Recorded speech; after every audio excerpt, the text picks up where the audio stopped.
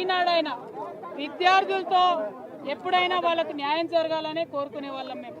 తెచ్చుకున్నదే తెలంగాణ విద్యార్థులకు, తెచ్చుకున్నదే తెలంగాణ యువకులకు ఉద్యోగాలు రావడానికి కోసం. ఒకవేళ ఇదివరకు జరిగినటువంటి అన్యాయాన్ని చూసే విద్యార్థులు ప్రభుత్వాన్ని పోగొట్టిన విషయం మీరే చెప్తున్నారు ఓపెన్గా, దానిలో వేరే ఒపీనియన్ లేదు. కానీ ఇప్పుడు వాళ్ళ మాయలో పడిపోవడం అన్నది చాలా దారుణం. మేము మిమ్మల్ని కోరేది ఒకటే, పోలీసులను కూడా కోరేది ఒకటే, కాంగ్రెస్ నాయకులు వస్తే లోపల దాకా తీసుకొని పోయి విద్యార్థులతో మాట్లాడించి, ప్రతిపక్ష నాయకులు వస్తే గేట్ బయట మీరే కన్ఫ్యూజన్ క్రియేట్ చేస్తున్నారు. విద్యార్థులతో ఓపెన్ డిస్కషన్ కోసం ఇక్కడికి వచ్చినాం, కానీ అది కూడా కాదంటే ఇక్కడ కాకపోతే ఇంకో దగ్గర మాట్లాడుకుంటాం. కానీ ఇవాళ మేము కోరేది ఒకటే, ఖచ్చితంగా గ్రూప్ 1లో అక్రమాలు జరిగినాయి అన్నది ఇవాళ ప్రతి ఒక్కరు ఒప్పుకుంటున్నారు. ప్రభుత్వానికి ధైర్యం ఉంటే, చిత్తశుద్ధి ఉంటే మీరు ఎగ్జామ్ క్యాన్సిల్ చేయండి, మళ్ళీ రీ ఎగ్జామినేషన్ పెట్టండి. ఎందుకు పెడతలేరు? ఎందుకోసం దాచిపెట్టుకుంటున్నారు? ఒకవేళ అంత న్యాయం ఉంటే అర్ధరాత్రి ఎందుకు ఇస్తున్నారు మీరు అపాయింట్మెంట్ ఆర్డర్లు? ఇచ్చినటువంటి అపాయింట్మెంట్ ఆర్డర్లలో కనీసం ఇక్కడ ఉన్న ప్రతి విద్యార్థి ఛాలెంజ్ చేస్తున్నాడు, మా పేపర్లు మేము ఇస్తాం, మీరెవరైతే ర్యాంకర్స్ ఉన్నాయో వాళ్ళ పేపర్స్ ఇవ్వమని అడుగుతున్నారు. ఎందుకు వెనక్కిపోతుంది ప్రభుత్వం?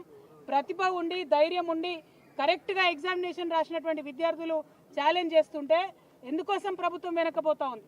మేము ఇవాళ కోరేది ఒకటే, అర్హత లేని వారికి ఉద్యోగాలు రావడానికి వీలు లేదు. ప్రత్యేకంగా ప్రెసిడెన్షియల్ ఆర్డర్ని తుంగలో తొక్కి నాన్ లోకల్ పేరు చెప్పి 8 మంది పైచీలకు ఆంధ్ర ప్రాంతం వాళ్ళని తీసుకొచ్చి ఉద్యోగాలు ఇచ్చారు. మేము ఆంధ్రోళ్ళకు ఉద్యోగాలు రావాలని ఉద్యమాలు చేయలే, తెలంగాణ బిడ్డల కోసం ఉద్యమాలు చేసినాం. మా వల్ల తప్పై ఉండొచ్చు, ఆ ప్రభుత్వంలో నేను కూడా భాగస్వామిగా ఉన్నా, తప్పు జరిగి ఉండొచ్చు. మనలో మనం తెలంగాణ వాళ్ళం తప్పు సరిదిద్దుకోవాలి. అంతేగాని ఇవాళ ఆంధ్రోళ్ళ కోసం తలవంచినటువంటి ప్రభుత్వాలు ఆంధ్రోళ్ళకి ఎట్లా ఉద్యోగాలు ఇస్తున్నారు? ఆ విషయాన్ని గుర్తించండి, ఆ విషయాన్ని గమనించండి. తప్పులు మనం చేద్దాం, అవసరమంటే మనమే సరిదిద్దుకుందాం. ఇంకొక అంశం, ఖచ్చితంగా అవినీతి జరిగింది, ఖచ్చితంగా ఉద్యోగాలు అమ్ముకున్నారు. ఇవాళ కాకపోతే రేపు ప్రూవ్ అవుతుంది.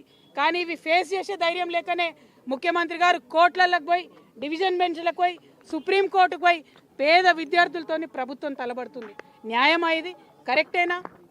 ఒక్కొక్క లాయర్ లక్షలు తీసుకొని వస్తాడు, అటువంటి వాళ్ళని తీసుకొచ్చి మీరు పేద విద్యార్థుల మీద ప్రయోగిస్తారా?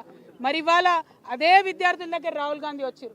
నేను రాహుల్ గాంధీ గారిని ఒకటే డిమాండ్ చేస్తున్నా, మీ బీహార్ ఎన్నికలు ఉన్నాయి కదా, ఇవాళ ఇక్కడ నుంచి నిరుద్యోగుల మాడికి కూడా వస్తాం, ఏవో వదిలిపెడతాం అనుకుంటారేమో, అక్కడ కూడా వచ్చి మీరు ఇక్కడ తెలంగాణ నిరుద్యోగులు ఎట్లా ఫెయిల్ చేసిరన్న విషయం అక్కడ కూడా చెప్తాం. మీరు ఎక్కడికక్కడ ఏ రాష్ట్రంలో ఆ రాష్ట్రంలో విషయాలు చెప్పుకొని బయట పెడతాం అనుకుంటున్నామో, అట్లా కుదరదు. తక్షణమే ఎగ్జామ్ రద్దు చేయాలి. కేవలం గ్రూప్ 1 కాదు, ఏ ఒక్క విద్యార్థికి, ఏ ఒక్క అభ్యర్థికి నష్టం జరిగినా ఊరుకునేది లేదు. నేను పోలీస్ వాళ్ళని మళ్ళీ విజ్ఞప్తి చేస్తున్నా, విద్యార్థులతోని ప్రశాంతంగా మాట్లాడుకుందామని వస్తే మీరు గొడవ చేశారు, గేట్లోకి రానియలే. గేట్లోకి రానిచ్చినాక లైబ్రరీలోకి పోనీయమంటున్నారు. పోనీయమంటే ఎట్లా